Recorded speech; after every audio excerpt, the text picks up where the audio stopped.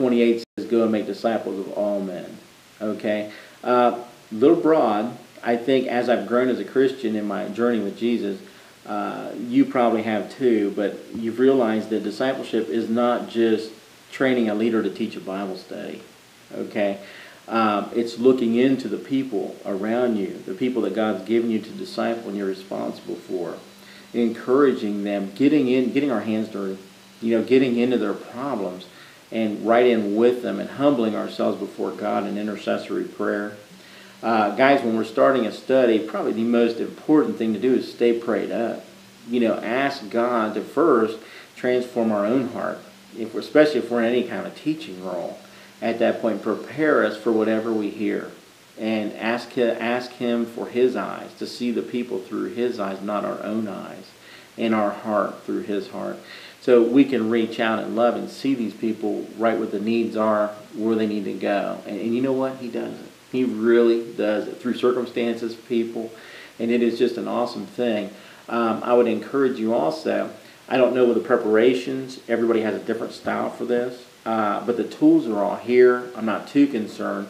There's a body of believers who we just can't wait to help you get prepared if you need to be prepared. But as far as the spiritual end, you've got to keep each other accountable. Ask the tough questions.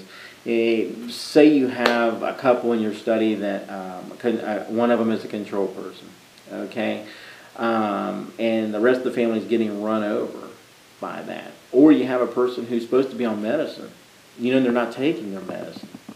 And a lot of times they won't take it well coming from family members. But you as an accountability group, a body of believers, a grace group, it is our responsibility to drop in and give them a call during the week. Hey, how's that going? Staying good on your meds and everything? You know what I mean? It is our job.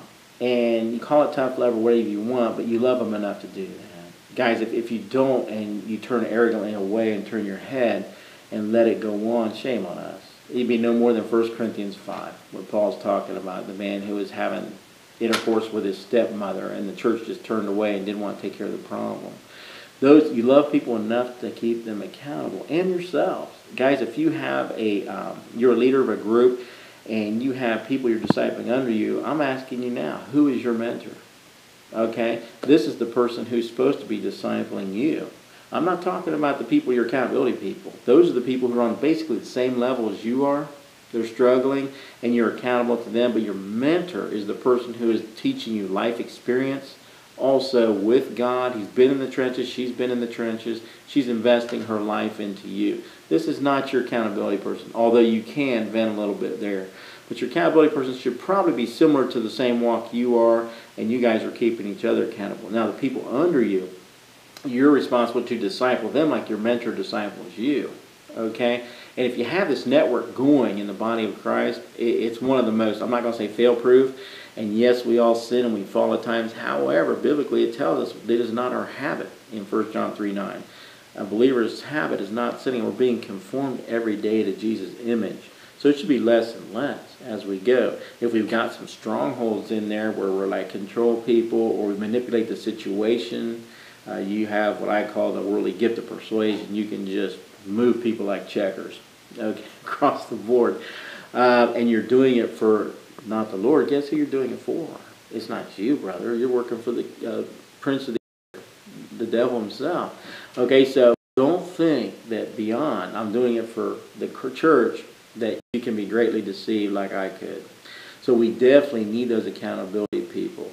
Now, I've got 5 accountability people. I'll tell you the truth. I can fool 3 of them. 3 of them will tell me what I want to hear. The other 2, can't get around them. Okay, they're going to tell me what I need to hear, not what I want to hear. Okay, and if you don't have somebody like that in your life, get them. And if you don't, ask the Lord to show them to you, and He will. He'll give them to you. Okay, but you stay in prayer about those things. They're so important as leaders of the church. Be transparent. I would encourage you in your groups to promote transparency. Don't just study the Bible and leave. Okay, share your struggles with these people. Raising children at 5, raising them at 10, raising them at 18, taking care of an older parent. These things are huge in the trenches, everyday life issues. These are what we deal with. If you just study the Bible and once in a while you throw up a life issue, not totally wrong, but it could be a lot more effective if you go with the life issues first and then bring the Bible in to fit those life issues. Because the life issues is what you and me would deal with every single day. It's in our face. Okay? And guess what? God's main concern is relationships. It is, and starting with His and you and me. Okay? So this is just huge, magnificent, important, and Pastor Dustin just reminded me of this issue. We got through the tools, and I'm like, yeah, we missed the most important thing. You're right. So that's why we're going into this. These are the behind-the-scenes things that I take for granted that I shouldn't. But if you don't have this network going, I would encourage you very much to be dependent on God and then Christ around you to keep us straight, to keep us, love us, and just love on. And you know what? We'll all be together at that Lamb's Supper soon enough. We're going to be eating and having fun with our Creator. But right now, we got our marching orders. So let's stay focused and go forward from here and love each other and give them heaven. Love Christ first and give the people around you heaven.